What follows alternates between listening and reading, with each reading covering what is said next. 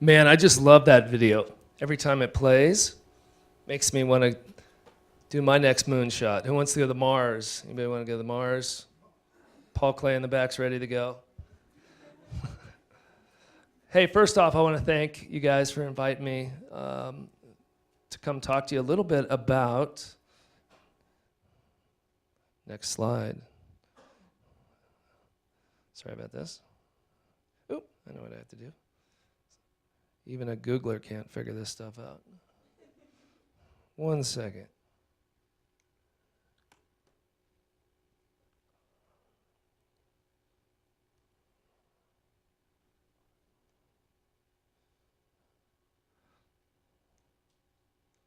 Back in business.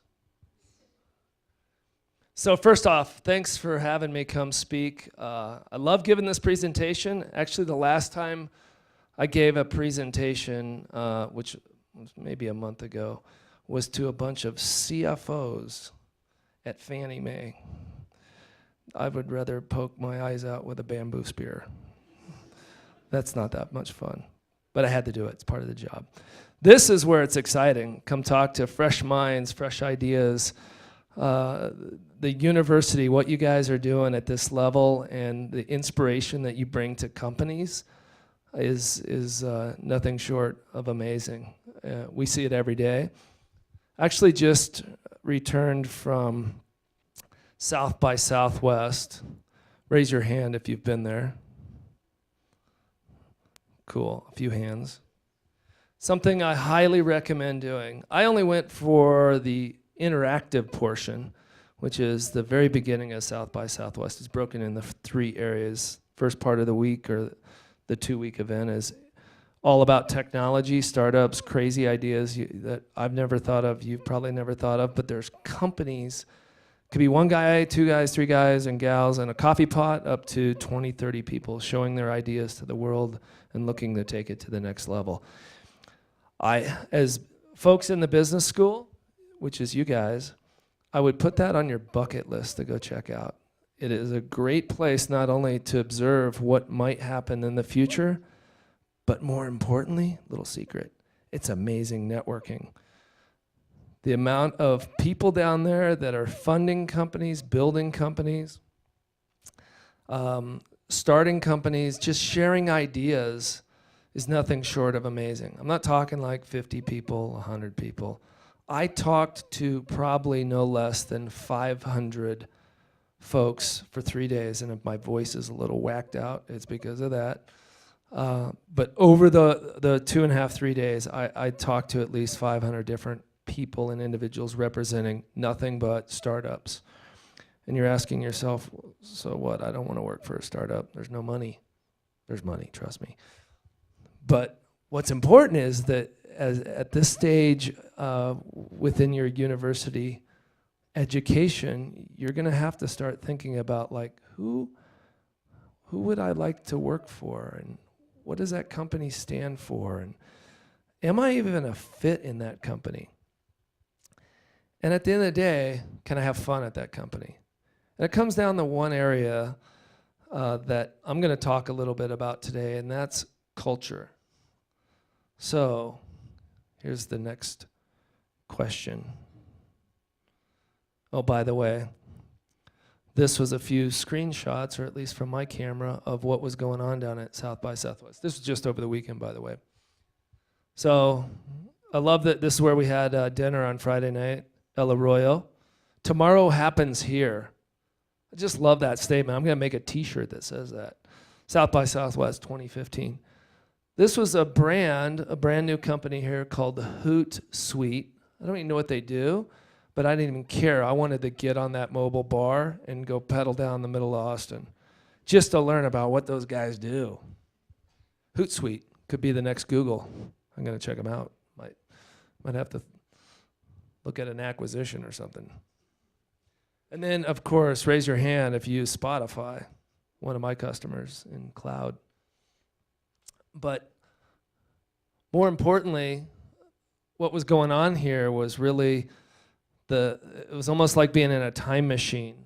Like the folks that were at this event we're showing just amazing technologies, everything from drones that, not like your standard drone you buy off of Amazon, but drones that could do like 10 different things with a camera and streaming it live to an application, whether it's a YouTube or one called Meerkat or others, just some really neat stuff. And so anyway, the point I put this slide in here is that if you get a chance before you graduate or even after you graduate, it's something you should go check out because the networking is unbelievable. Back to my previous slide, because I forgot to explain this. You're going, wow, Doug put a big red X over the top of his name. He must have forgot to take that off the slide.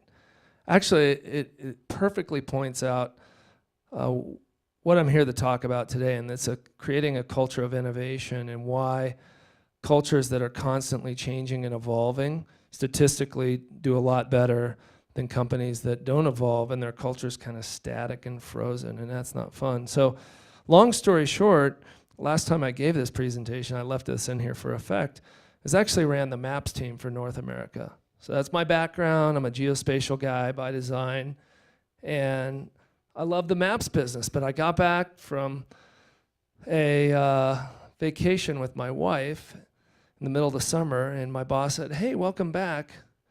We got a new job for you. Like, well, last time I checked, I didn't want a new job. I'm happy here, and what's going on? And he goes, it's been 3 years.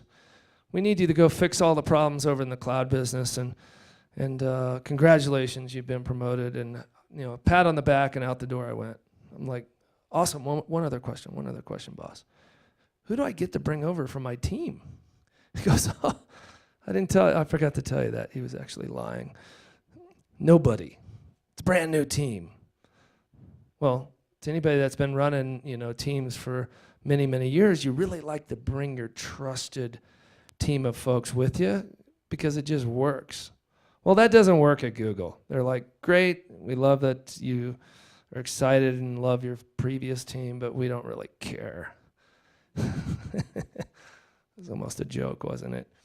But I had to start and build a brand new team from the get-go, and that's just part of our culture. So as soon as you get comfortable, guess what? You're on to something new. So with that, I'm going to ask a question, and I've got some swag to hand out here. Question for the audience. Why do you think culture matters when you go to take your first job, second job, or third job? Why should it matter? Because you're going to spend every day there if you're going to work there. So you want to enjoy the culture and like the environment that you're working in. And a brand new American Apparel hoodie for her. Ooh. So next time you're going to have to be quick on the draw on the hand to get the next hoodie. It's a much harder question too. But it's not an algorithm. So anyway, talking about cultures and Google and why I was invited here, a lot of people come to me and many others in the company and they're like, how do you guys get voted for this crazy award every year and you end up on the front of a fancy pants magazine? And like, what do you guys do? Because we want to put some of that secret sauce in our company. We're kind of bored over here. We're doing the same 10% advancement over software, hardware, whatever it might be, whatever they're developing. And it just kind of this little incremental growth year over year over year. What are you guys doing at Google? So we get asked a lot to come and talk to a variety of groups, whether it's higher ed, K through 12. We don't get that much involved in cultures, but certainly talk about fun products, in particular around Google Earth and others. And then Fortune 10,000, which is help us understand a little bit about your culture.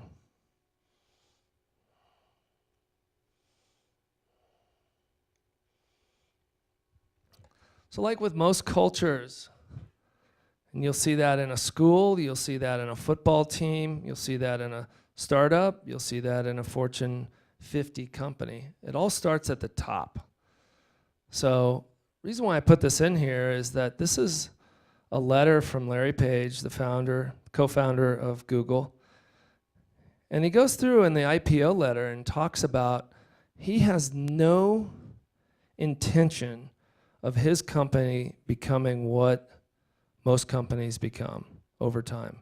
He basically goes through, I'm not going to read this line by line, but Google is not a conventional company. We do not intend on becoming one. And he goes on and on and on to talk about we're different in how we look at the world, and we do not plan on changing our culture for anybody, including shareholders. I think that's pretty powerful. If you go back and read IPO letters from a variety of companies, I don't think there's anything even like this. And the interesting thing in looking at most people that come to work for this company is they almost can recite this line by line as it relates to our company.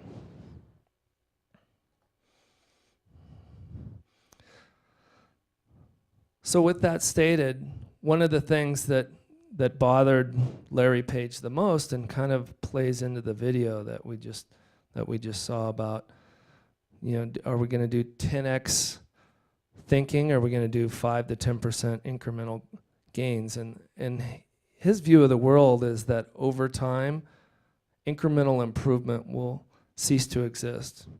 There's no reason for it. Let's just take what we've developed over time. There's a new problem on the horizon. Let's throw that out instead of trying to do incremental improvement and just start over. It's much faster, it's much easier, it's not built on conventions and restraints from the folks that built it up over the last 10 years. So this is an interesting quote from the guy at the top as to how does he keep a company like Google constantly taking change, looking at it, analyzing whether that's going to be change that we can improve on in a 10x fashion or not. And if it is, let's throw everything that we have at it. An example of that is my new job. So up until 2 years ago, cloud computing was all used for Google services, Gmail, Android, search, YouTube, you name it, a lot of different cool Google products. But what we didn't do was we didn't expose that to other companies that wanted to run their applications kind of like Google under the hood. We didn't expose that to the world. But how were we going to do that? Were we going to just kind of build on what we had built before for our own internal uses, or were we going to build something brand new? And yes, we were a little late to the market. Amazon Web Services and Microsoft, yes, they're kind of giving us the kick right now, but we'll get there. We'll get there because we think a little different than the competition, and how we've engineered some of our products for customers like Snapchat, for anybody that uses that in the room, or streaming videos, Netflix, things of that nature. That's Google under the hood. You'd never know that, but those are products and services that utilize our infrastructure to deliver, and we think, a pretty robust service. So the fun stuff. So everybody's heard, who here's seen the movie The Intern? That was actually filmed on campus. I was there, was not in it. Not Owen Wilson or whatever the guy's name is. But none of that those were not props. That was actually filmed in a variety of different buildings. And really, a lot of people ask, they're like, well, why do you guys go to the effort to make your offices the way they are? And a lot of people criticize us for a lot just because they got more money than God to burn. And it really has nothing to do with that, because there's this methodology that if we hire and attract the best people to come work for this company, they're going to expect kind of really interesting places to collaborate, share, think, brainstorm, maybe go in that red pod there and just take a nap. Whatever it takes for you to be, inspired by your job and work in a very collaborative environment requires workspaces that is different than if I put up a slide of I won't name a company, it would be a wall of cubicles. Does that inspire you to go to work? Probably not. Doesn't inspire me, I can tell you that. So we've got all kinds of crazy stuff that when you need a break or you want to collaborate with your teammates or just go eat at one of our free cafeterias or whatever, all those spaces were designed with one thing in mind, which was to have an inviting environment for people that that come to work, enjoy being there, and it's inspiring for them to be there, and they can collaborate on all different levels, whether at a large team level or at an individual level. So these are just some of the what I call rules for revolutionaries, things that people sometimes don't think about when they're going to work at a company. Might be your future job, might be a job that you're at right now, which is, are you doing things that enrich your environment? Are you working and hiring the best people that you can?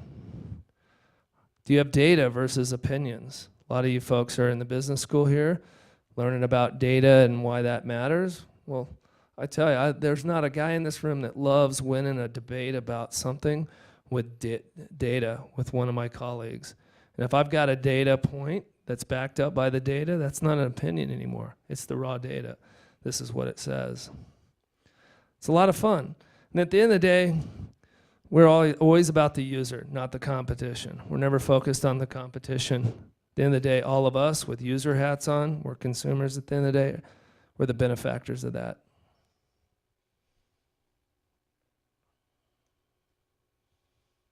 So,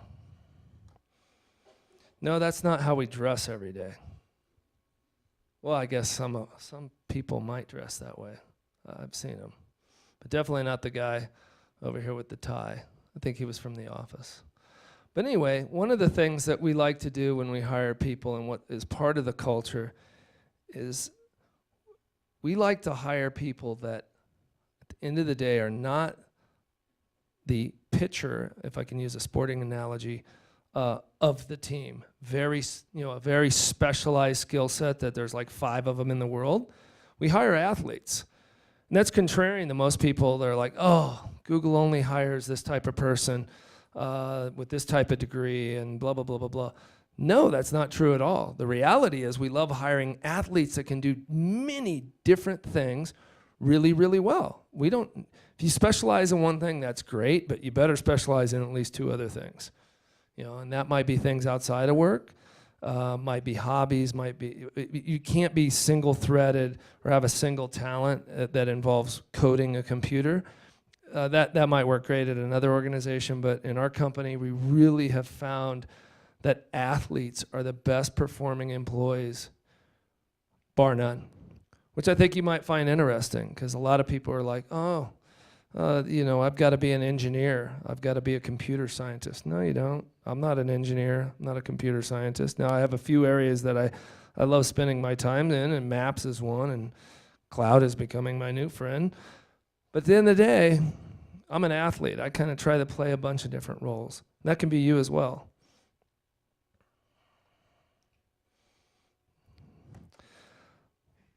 So another thing we like to talk about is, and it's not just software for those in the room that are familiar with open software platforms or open source versus closed platforms. It's how we run the business. So there's very few companies that I can think of that on every single Thursday, unless it's a holiday, Larry Page and Sergey get up in front of the audience, just like I'm doing here, and they talk about, what did we do at Google this week?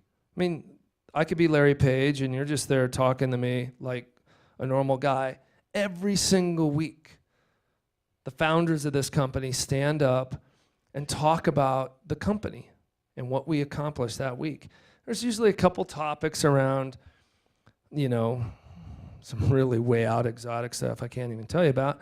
But most of it's just like, hey, this is what we launched this product this week. A new Gmail enhancement. We were just in South by Southwest and we were doing YouTube live streaming. And it's really, when you talk about an open culture, I can't think of a single company that has their CEO or the co-founders of the company get up and talk very openly, and it's this culture of trust about what we are doing as a company. And they call it TGIF. Beer is served. Everybody can sit down and have a beer and listen to Larry and Sergey talk. They're actually excellent presenters. Most of the time I'm laughing when I'm watching these videos. These guys are pretty comical after 15 years. I think they're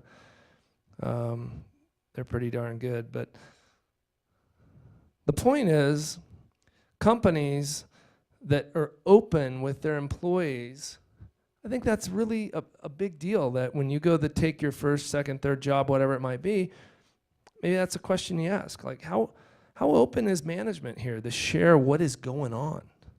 They really open, or is everything really closed and you have no clue and you just go to your cube and you sit there? And those are things, I'm not saying that we're doing it the right way. We're definitely doing it a different way, and people like that. But they want to just know about, like, what are you doing different than the other guys?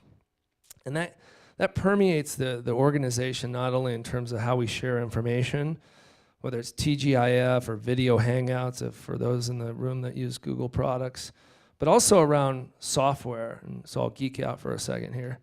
So everything we develop is not based on a platform from the past. It's not based on Oracle. It's not based on Microsoft. We use nothing but open source software, whether it's Linux, MongoDB, go down the list of all the open source platforms. There's hundreds of them. But our entire company is built on open. And why do we do that? It's so we can have control over our destiny.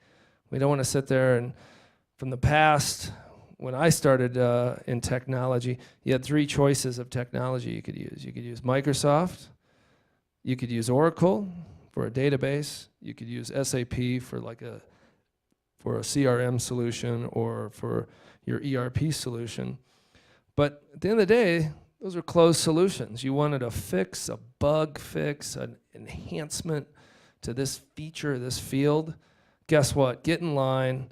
Year later, and $1 million, you got your feature enhancement.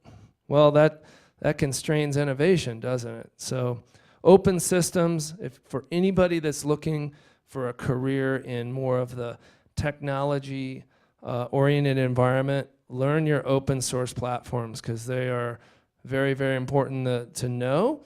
And I can tell you from a hiring perspective, because I hire a lot of people at Google, finding people that understand these new generations of open source platforms, there's not a lot of them.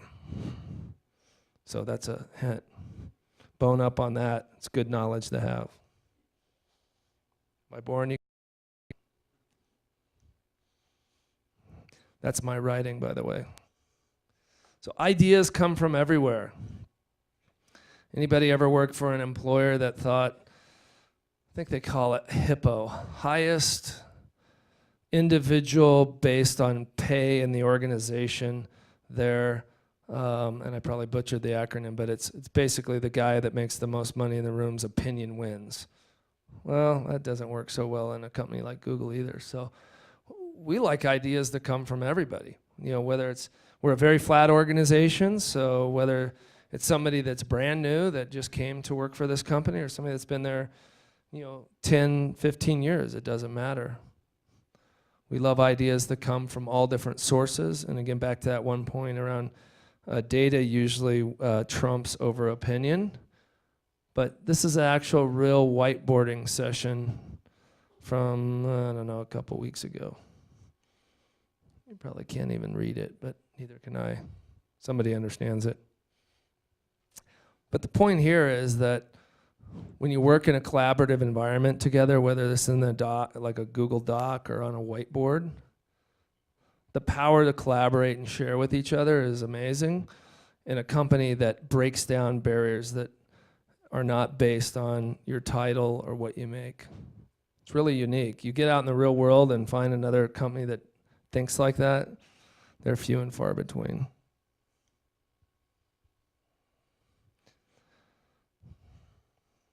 So if you give people all the freedom, a great free meal, a slide next to your desk, no cube walls. It's amazing what people will do for you when you have the freedom to really think outside the box.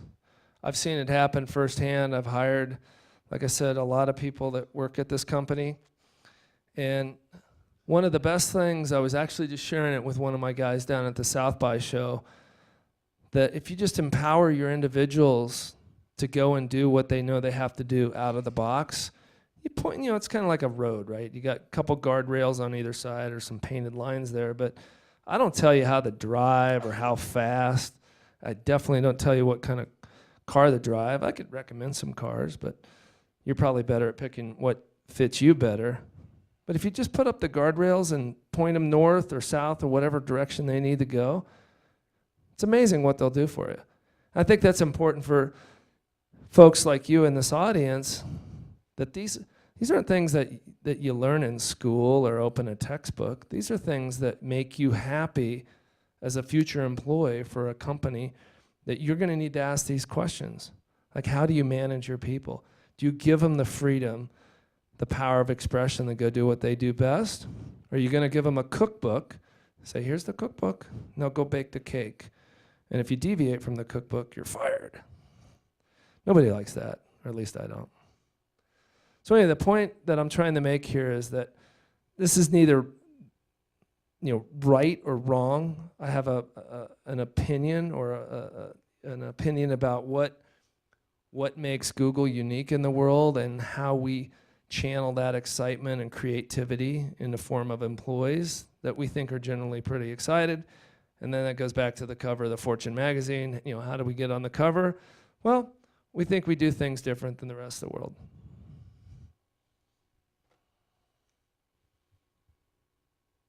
And last but not least, who in the audience here, if you're going to go work for a company, I should back up there for a second, you want to work on stuff that's cool and that matters. You don't want to work on anything that at the end of the day doesn't make a difference in this world, or is just turning, I like to say, you're just a cog in the wheel, you're just turning the handle, and maybe you're getting some great experience out of it, but wouldn't you want to work in a culture that allows you to do things and work on things that really matter in this world? Stuff that's fun. I like going to work because it's fun. I get to come and talk to you guys, and next day or the day before I was at South by Southwest, and 2 days from now I'm speaking to a bunch of people that are experts in genomics research at University of Colorado. Oh my, I know nothing about genomics, but I'm here to learn. Have you ever sequenced DNA? There's like 8 billion strands, I guess. Well, I won't figure that out, but I can sell them some Google Cloud computing power to crunch that number really fast. Maybe in 2 minutes I'm going to find out, are you going to croak over in a week or not? Hopefully not. It's a joke.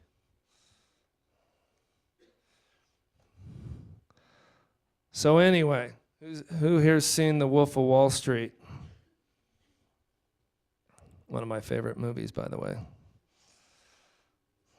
So you're probably sitting there going, what's that crazy little symbol there? Technology, alligator mouth eats the information. Asymmetry, that's a funky word. What this is what is going on right now in this world.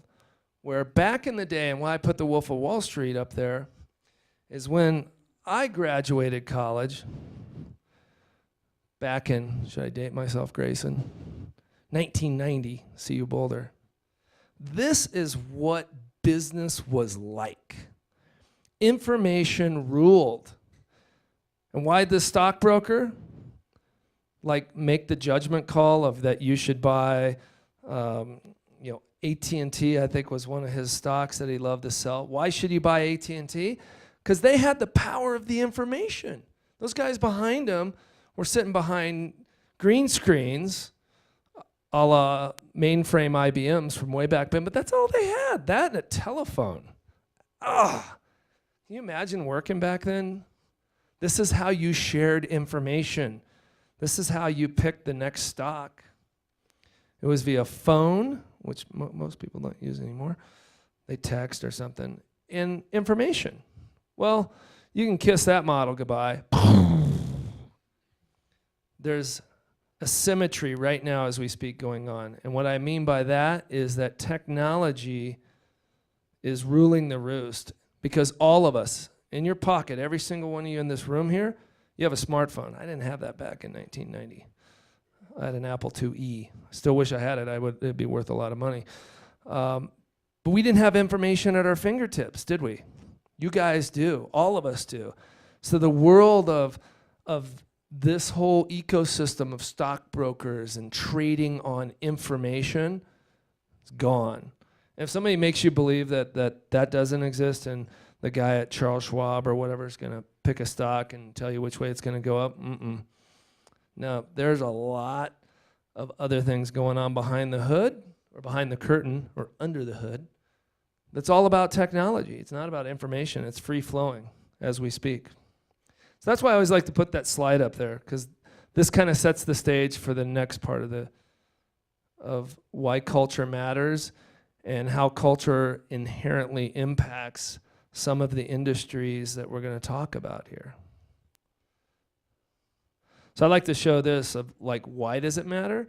Back to the guys at Wolf of Wall Street. Well, they're not trading on some guy's whim that AT&T is going to go up. All that information is being crunched by millions of algorithms, millions of CPUs and cores crunching away on data that underneath a very complex model that a lot of these quant analysis, anybody in the finance and banking industry will know what quants are, but everything happens here.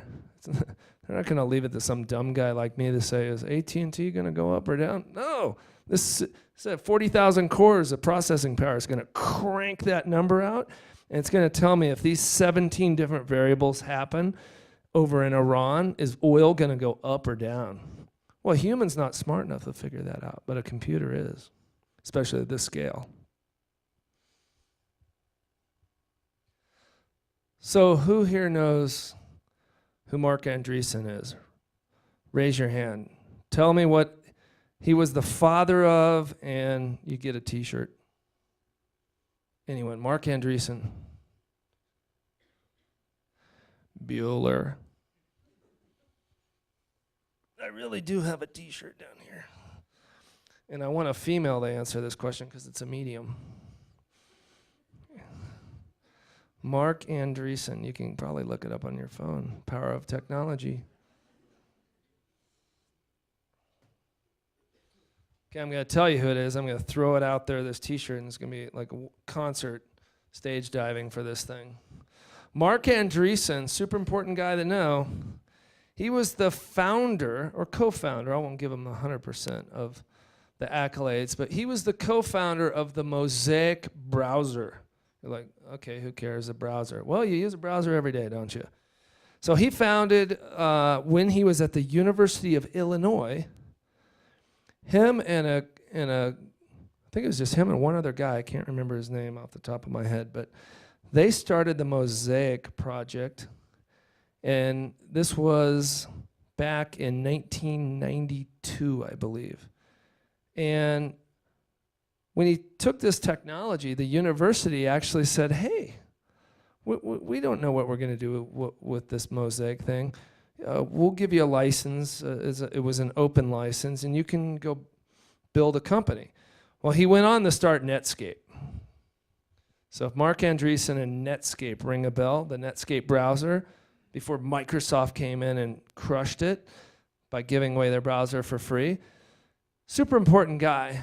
And why I bring this up is he's kind of a guy from, in my mind, from the future. He sees things before all of us commoners know what's going to happen, or at least to some degree. And an interesting quote from him is that he's saying, in short, software is eating the world. Well, what's that mean? Well, think about everything that you do today, school-wise, what's in your pocket, how you interact with your teachers, how you interact with your fellow students when you're collaborating on a document. Well, it's not old school when I was like paper, pen, let's share notes. Maybe we still do that. It's all through software, of one that's basically turned into an application that you use to make your life better. And the reason why I want to point this out is, again, back to cultures and thinking about what you want to do in the future. Think around companies that might have a hand in this, that might be involved in creating software. Just like when I was at South by Southwest, everything there was software with the exception of drones, which is software just embodied in a helicopter with 4 blades on it screaming above your head. It takes a lot of smarts to figure out how to make that work, but it's pretty cool when you think about it. Now shifting gears from a guy that's from the future, Mark Andreessen, to like CEOs who actually run big companies. Like, what keeps these guys up at night? You know, look at this, 71% say technology change is the #1 force that's going to have an impact in their organization over the next 3 to 5 years. This is at the CEO level. Usually, CEO and technology don't really connect. It happens at maybe the CIO level or the CTO level. But here's the guy that's the captain of the boat, steering his big company, whether it's Coca-Cola or General Electric or small organization that you maybe have never heard of. But they view, and this is a pretty good poll. This was done by ABM's Global Study Group. This is a big deal. Technology is having an impact, and notice that the word information's not there. Like back in the 90s, it was all about, in the 80s, it was all about getting information into the hands of the user. Now it's like, everybody's got that. Now how do I use technology to trump the competition? So check this out. We pretty much use all these brands, don't we, to some degree? This is a listing of the Fortune 500 just 2 years ago. You're going, why does Doug have Kodak up there? Didn't those guys get like a bullet to the head when digital came around? Well, yeah, they did. The point of this slide is to show that over time, if you're not evolving, using technology, thinking ahead of the curve, being ready for that next change, and you overlook that thing right in front of you, these 5 companies, guess what? There is that Kodak that I talked about. They're not on the Fortune 500 anymore. They got disintermediated. I'll just talk about Kodak for a second. Disintermediation. Guess what that is? That's when somebody comes along and puts between the consumer and this product called Kodak and film, they basically just leapfrog you. Digital camera, right? That came along. And next thing you know, the only people buying your film were doctors to do x-rays. Not a big high growth business. Kind of scary to think that's the Fortune 500, and in 2 years, 5 of them drop off. That should give you a sense of like the next ones that are going up there. You'll know these. Facebook, JetBlue, Priceline. These are all technology, internet-driven companies. They're not old school making film, things of that nature. These are new digital economy companies. And these are the guys that have replaced the ones that fell off. Pretty interesting. There's much more. Again, I give it to my marketing team for giving me this fancy slide. I don't think I could figure out how to make that work. But I think it makes the point.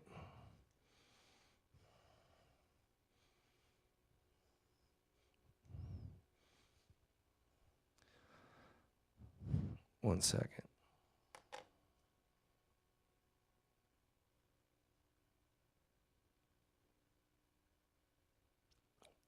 I forgot to throw the t-shirt out. Bad call. Here it comes. Nobody knew who Mark Andreessen was, but here comes the free tee. Oh, nobody got hurt, did they? Wait, I see blood on that guy's eye. It's never good. It's like a Pearl Jam concert from '92. Eddie Vedder diving off the stage. I love this example. I personally don't have a Pebble, but I got an LG watch for Christmas from Google. Same idea. It basically sends your email and things to your watch. I'm not sure I'm into that one. But I think what's interesting here is this company went from nothing, zero, day one. These guys are a Kickstarter company, by the way, to 12 million in sales, almost 100,000 owners, and 70K, almost 70K in backers in 9 months. I find that amazing. Companies like Kickstarter, that you can have an idea, you have no idea where to go and get capital, but you've got the idea. You can do some renderings of it in PowerPoint maybe, or docs. Maybe even go as far as creating prototype plastics, and I'm guessing of those pictures, that's not even a real screen. It doesn't matter. The point is, people get your vision of where you want to take this. I think this is super powerful. And what does it mean to you guys? What it means is that the barriers to starting your own company are really, really low compared to 20 years ago. So if I wanted to do this 20 years ago, I would need, first of all, probably $5 million in capital. Nobody in Sand Hill Road, which is San Jose, where all the VC money comes from, they go, what are you going to do with a fancy pants watch? It tells time. Woohoo! That's not the next $100 million idea. And it wouldn't take off. Now, if you've got an idea and with Kickstarter, and just through your social network, you can build a company basically from the ground up, all through the power of social media, networking. Obviously, you got to have an amazing idea that nobody else has done before in terms of solving a real problem, which was the problem was getting information from your phone to your watch. But to do that in a very short period of time, unheard of. This is the world that all you guys sitting in this audience is entering. You're already in it. I can tell you, Grayson started this company, hammock company. Probably some of you guys have heard about it.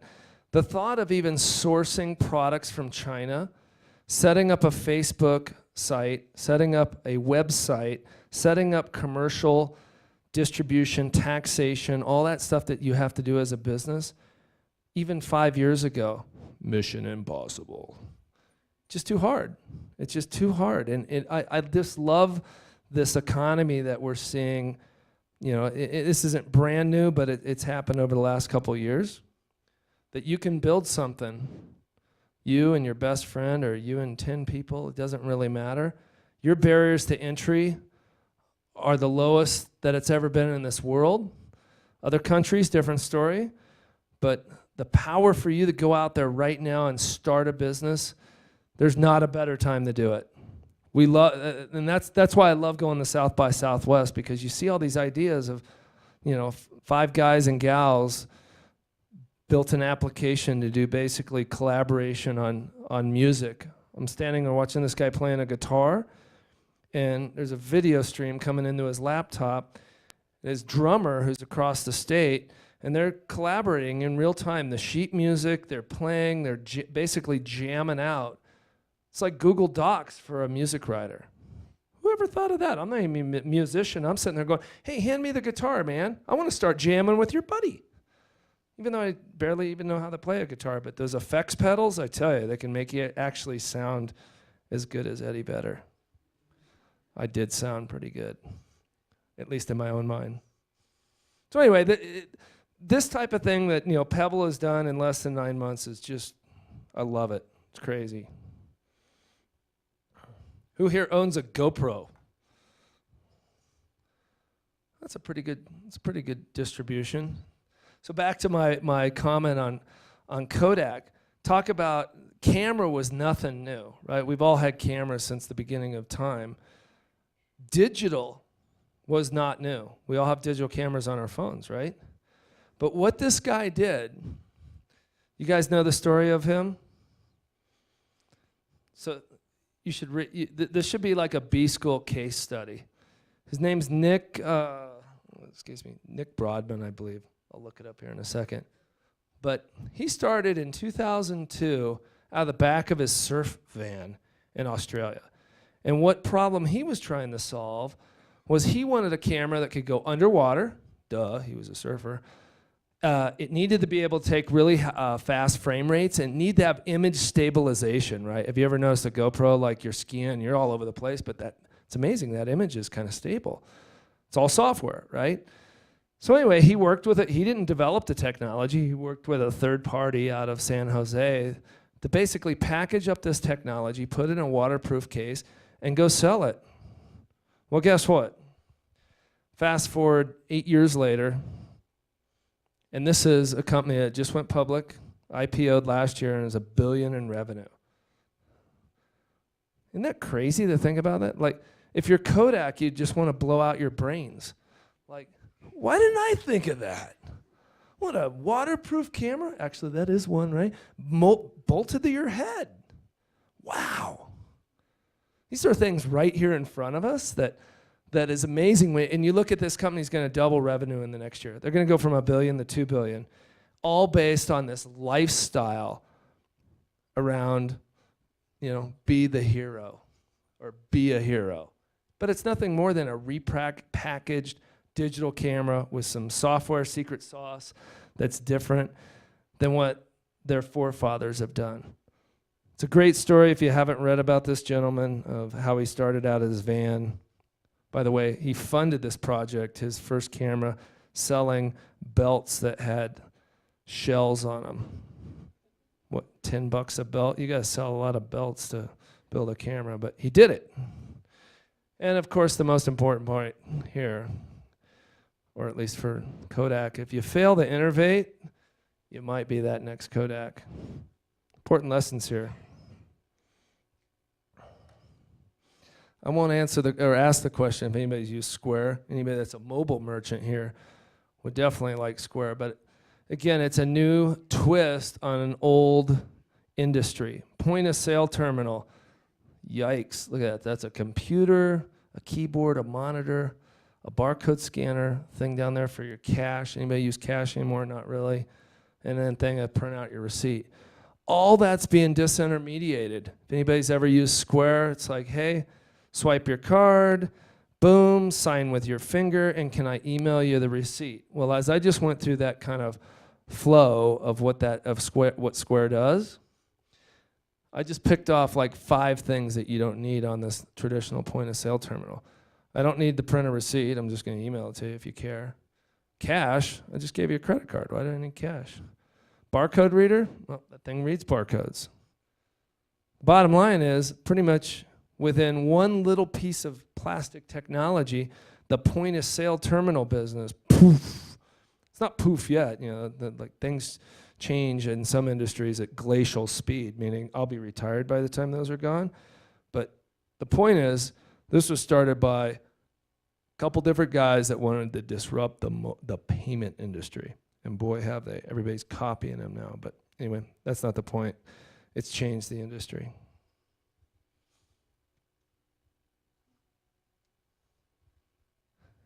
And last but not least, one of my favorites. How are we doing on time? I better speed up. I'm almost done. So I call this moonshot designing. So this is another great example. The reason I like showing it, not to brag, but that Google map there in the middle, that was my last claim to fame before I got a new job. So putting maps on an 18-inch console inside of a Tesla, that was a lot of fun, but who cares about that? Really what's innovative here is the way that they've built this car from the ground up. So anybody that's followed the Tesla story, unlike the Chevy Volt to the right, is the way they packaged up their power cells and put it in a unibody, very low center of gravity underneath. Basically, if you took away all the panels off the car, it's just one massive battery pack. And what makes that really cool is it's out of the way. All the weight is very, very low in the car, so it performs like a rocket ship. And they were able to think again out of the box. Unlike Chevy, guess where Chevy put their batteries? If you were the engineer from Chevy. Well, let's take out that gas tank because we're not going to need gas, and maybe we'll stuff a bunch of battery cells in there. What do you think of that, Bob? Well, that's an excellent idea.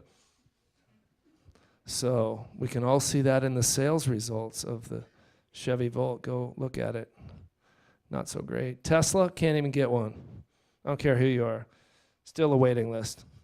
That is Moonshot designing and taking an old problem, and instead of doing a 10x improvement, throwing out those old ideas and starting from scratch. And that's what Tesla does, and that's what they're doing going forward. They're really changing the whole electric vehicle space, everything from their vehicles to what they're attempting to do right now out in Nevada. If anybody's followed the Gigafactory, they will be, in 2020, when this factory's done, they'll produce more lithium-ion battery packs to the tune of about 4.5 billion cells than any battery manufacturer in the world combined.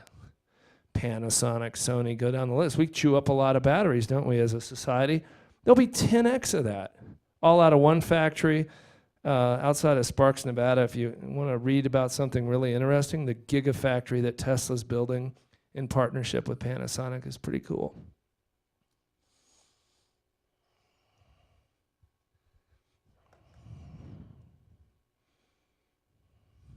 I'll give you a second to read that cartoon. So the last piece I wanted to talk about before doing Q&A was a little bit about how technology, and this is important, again, going back to culture. These are things that you'll need to start thinking about as you graduate from here and you start thinking about that first job. Do you just want to take that first job for the paycheck? Do you want to take it for the paycheck and the right culture so you can really grow in it? You want to take it for that, the culture, and some cool technology? Ding, ding, ding, ding, ding. I think that's a winner. That's one that you're going to want to look at. I wish I would have known this getting out of college, because my first job, I went to work for a bank. Economics major, not a lot of choices. I counted money. You know how long I was there? 3 months. Not a good choice. Didn't understand a banking culture. It wasn't a fit for my kind of entrepreneurial mind, and there was nothing exciting going on in a bank. Again, these are not Google opinions. These are Doug Daniels' opinions, but I'm just trying to give you an idea of like why culture really matters and why understanding this before you go on to your next step in your education or your career. These are things to think about. But these are some more macro things that are going on that I've already kind of hit on to some degree. And it's what I'll call the peer-to-peer economy. And what used to require a person in the middle to facilitate the transaction, kind of back to my stockbroker example, for me to buy stock of AT&T, I had to go through a stockbroker, and then I got my shares. Stockbroker is a middleman, right? A car dealer is a middleman. An insurance broker is a middleman. And what's happening is the power of technology is cutting right through that. I can go directly back to the consumer through the power of the internet, networking, my search results. We're doing a ton of this at Google. So if I type in car insurance magically through the Google secret sauce, next thing you know, I got some sponsored ads on the side, don't I? And it might be Geico in there, it might be Progressive, things of that nature. But you didn't have to talk to Sally Sue at the insurance agent anymore to get your insurance. They knew everything about you already. And you could buy insurance right here and now and print out your cards that used to take 3 weeks to come in the mail. And I got a nice visual of that. Helen Wagner's not going to like me for this picture. So there's Helen out there with her shingle. She's been doing this 35 years, I'm just guessing, but she's got a nice place there in Boulder. What I found ironic after I took this picture was, guess what's right next to her shingle? Any of you guys born when records were around? I still have my vinyl. I love it, but it doesn't get much play. But this is where we are today. Not saying that's wrong, but what I'm saying is this is prime for disruption. It's already happening. Our friend the lizard over here, and what's her name again? Flo. How could I forget that? So I used to be with State Farm.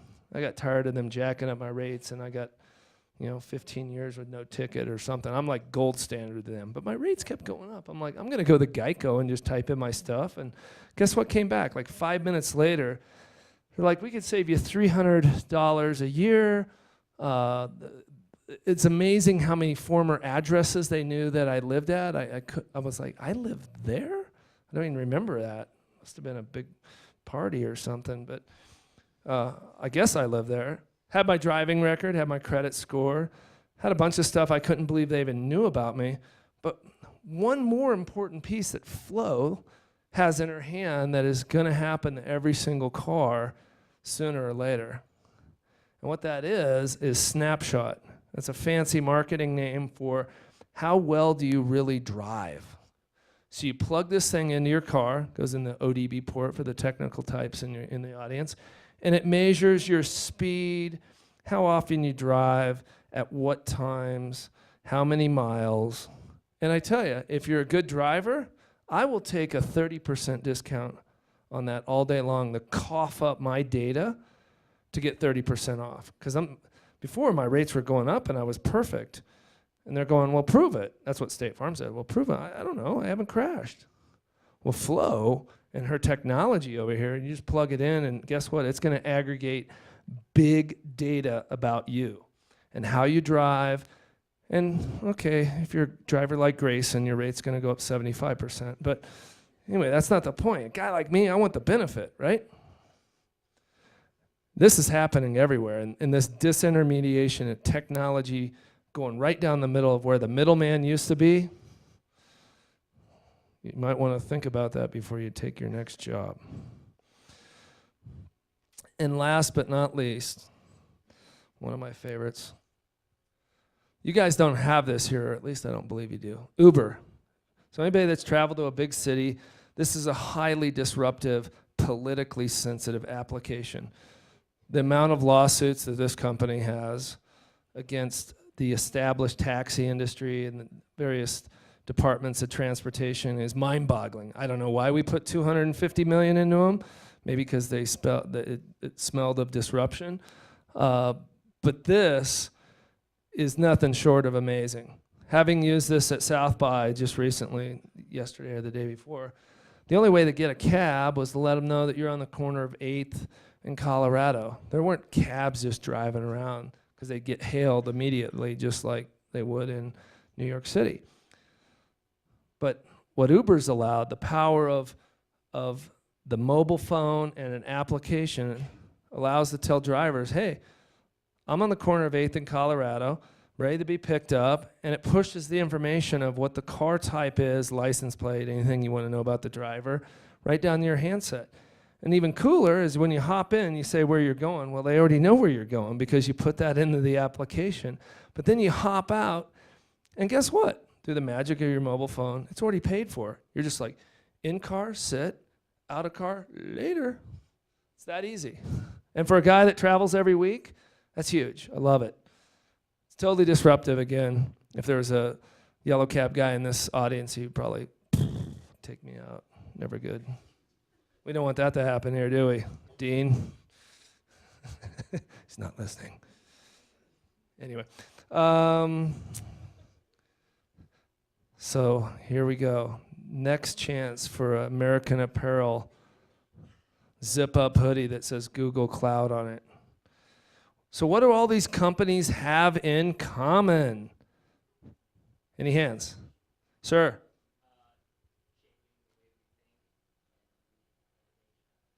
Changing the way we think and innovating. Really, really good. The only thing I would add on to the back of that, important part, is not one of these companies was sprung from a traditional company. They didn't come from GE or anything like that. They were all startups. You're welcome. Isn't that cool? They're all startups and they're changing the world. Not one of those, with the exception of Flow, but by the way, they licensed that technology from a startup, so it's kind of half right. They're all startups. That's what makes it really, really cool to go.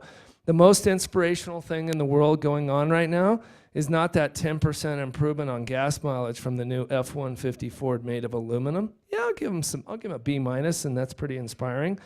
But it's everything going on in electric vehicles, changing the way they use battery technology, composite fibers to make it lighter, DC motors that have variable speed that make that thing accelerate like a roller coaster if you've ever been to Six Flags. That's what's inspiring. And again, all done by startup companies.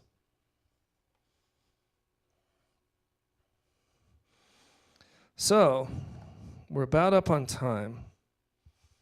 And really, the point of my presentation, again, I really appreciate you guys having me here to talk a little bit about not only Google's culture, but why culture matters in general, and some of the things that maybe inspired you or got you to look maybe at your future employer, or even how you're going to narrow down your search for companies. Hopefully something in there resonated with you. Again, it's a point of view from me. Some of it's Google sanctioned, some of it is just me blabbing my mouth.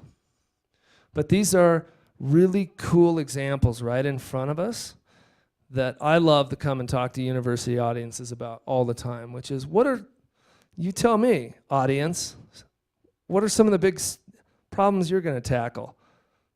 The world's a big place. There's a lot going on. There's not a better time to be coming out of school and going out there and tackling some of these problems. Whether you learn that through a company that you go to work for, and maybe you have a few more data points about how you make that selection, or you start your own company. I'm a big believer in obviously starting businesses. I've done it many times. What's my track record? 3/4 of them exploded. And 1 or 2 of them actually hit. The company that we sold to Google that became Google Maps.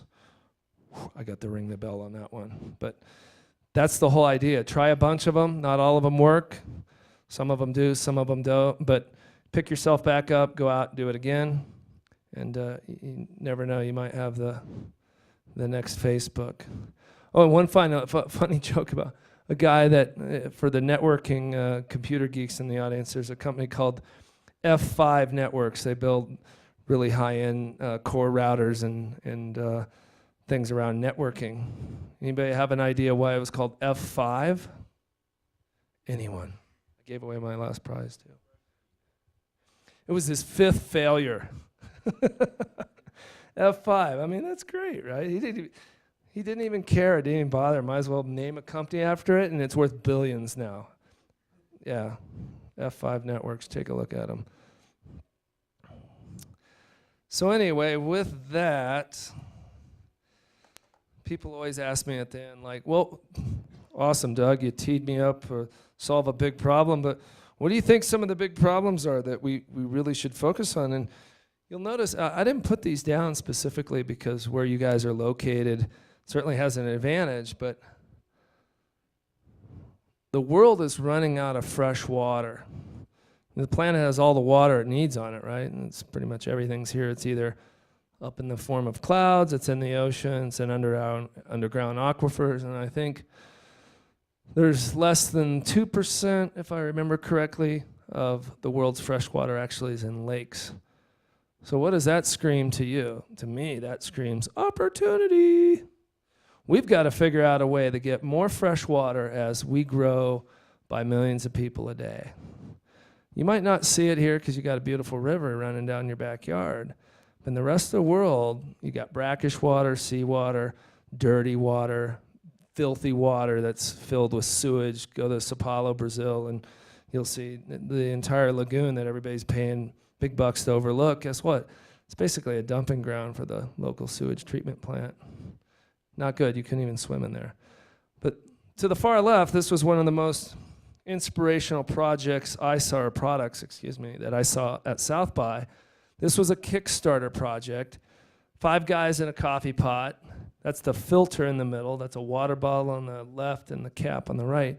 But they've created a nano particulate filter. And for those that are not nanoscientists, I'm not either. It's a new way to construct a membrane in which to filter out bacterias, salts, heavy metals, light metals, all the bad stuff, right? To 5 or 6 nines purity. Kickstarter project. That's who these guys are, like 5 guys out of college. That's amazing. This is going somewhere, especially when you take that, when I'm talking about fresh water scaled for the masses. How do you take that to the rest of the world? There's opportunity there. The middle one I already talked about. That's the artist rendering of the new Tesla Gigafactory out in the middle of nowhere, Nevada. It's all solar powered. It's going to be basically a giant battery factory. And I think that's pretty cool. But What they're really building is better batteries for the whole world out of there, which the rest of the battery industry is kind of content with the way things go today. And then lastly is, how do we power the world? Solar for all. So there's certain areas I go to, there's no solar at all. There's others, including here, and as you get further southwest, then almost everything that has a roof on it has a solar panel. Clearly, this is not new technology. All it does is continue to scale out and get cheaper. But the more that we can figure out how to harness the energy of the sun and transport it via transmission lines, there's all areas within just getting it collected and transmitted to a factory or to a commercial building or to your home. There's hundreds of different companies, if not thousands, that can be created there to help solve some of these really tough problems. And that's why, quite honestly, why solar hasn't taken off at scale yet. Some countries it has because they don't have any choice, but here it's kind of a nice to have. So with that, that's the end of my presentation. Sorry again, I went a little bit over, but I'd like to open it up for Q&A now if you guys have any questions. And again, I thank everybody in this room for coming and listening to hear a little perspective about Google, our culture of innovation, and some ideas that I like to share usually with university audiences around cultures and how it applies to where you might go take a look for your next job or your career move. So thank you.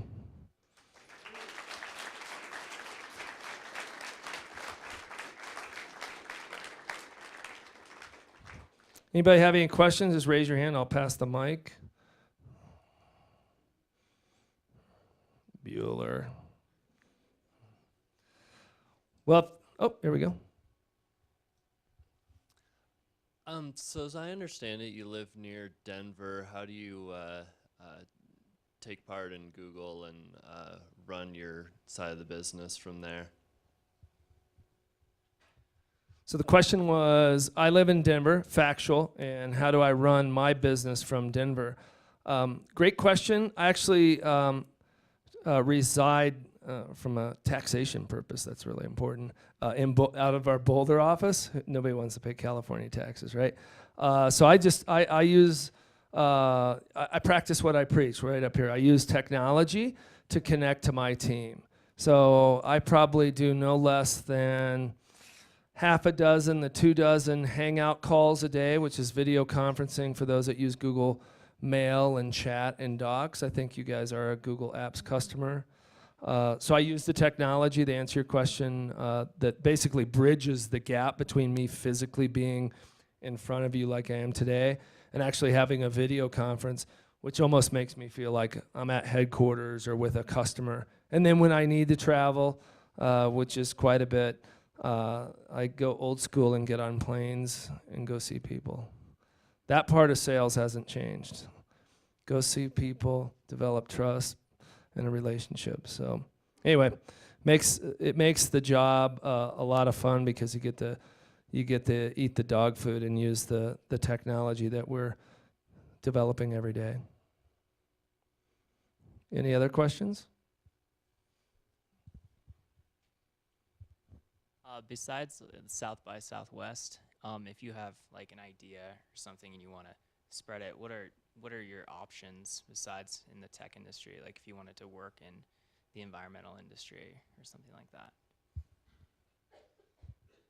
So the question was, what options do you have in order to spread the word on an idea that you have and commercialize it in environmental? Great question, and really why, when I brought up that water filter company, again, they went to show their technology at South by, but it started as a Kickstarter project. If you guys aren't familiar with Kickstarter, you should check it out. It's a way in which to use your crowd, your network, in which to share an idea. You have 30 days to go out and raise your campaign, and your campaign could start as little as $10,000, or I don't even know what the minimum is. It's not a lot. And in exchange, unlike you're not selling equity in your company, it's basically a way around the SEC to exchange a product for money in. So it's like a pre-purchase barter system of your next generation idea. And just like the Pebble watch guys, you know, they raised tens of millions of dollars just off their social network, and they didn't even have a commercial product yet. And that's one thing that's cool about Kickstarter, for those that don't know this, is they will not allow you to do a Kickstarter program if you've gone commercial. And they will not allow you to go Kickstarter program if you're a big company. It's all about startups and innovative technologies that just need that extra addition of capital to get you to the next level. And the way they source that is through I'll just call it the barter exchange. You build a product, they give you money, and you send them a product. Hopefully that answered your question. It's really the way that allows a lot of ideas to get off the ground.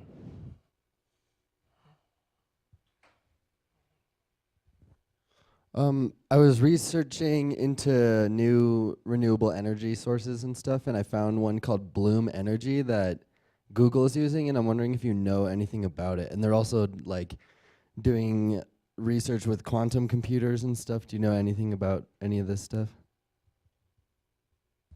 Yeah, so a couple questions, one on Bloom Energy and one on quantum computing. I don't have a lot of information on quantum computing, and even if I did, I probably couldn't share it publicly. Is Bloom Energy, is that the one that's doing the concentrating solar power?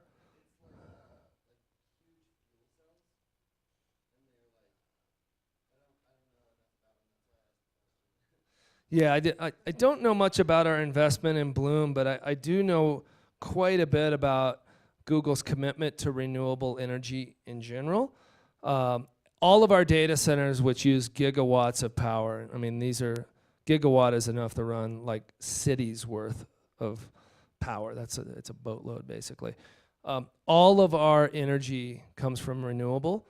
So if it's a data center in Pryor Creek, Oklahoma, that data center, which is close to probably 800 megawatts, which is, I don't know how many servers, it's millions, is all run off of hydroelectric power from the Grand Lake Dam Authority, as well as a massive wind farm that's a little bit to the north of there. So, you know, it's not most of these loads are not, you know, wind comes up and down, water's pretty consistent. You know, we're certainly tied into the regular power grid, but, you know, 90 some odd % of the load that we use in a data center is renewable energy. I don't think most people knew that. I think that's really a green thing to do. And then the other question around some of the investments that we've done in other green technologies or green, basically green power, is just outside of Vegas. There's I think it's the 3rd largest concentrating solar power plant in the world. Concentrating, unlike photovoltaic, actually sends the light ray back to a boiler that sits on top of about a 300-foot tower, boils this, basically it's a saline solution, sends it down, turns the turbine, generates electricity. But again, you know, when you look at that compared to a coal or natural gas-fired plant, there's 0 emissions off of that plant. It's just basically harnessing the power of the sun, and all that load that's generated by that plant goes right into LA.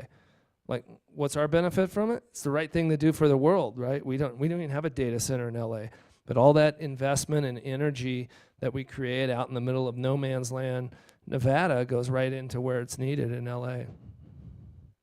Good question. Well, I think that is a wrap. Again, thank you, and have a great spring break.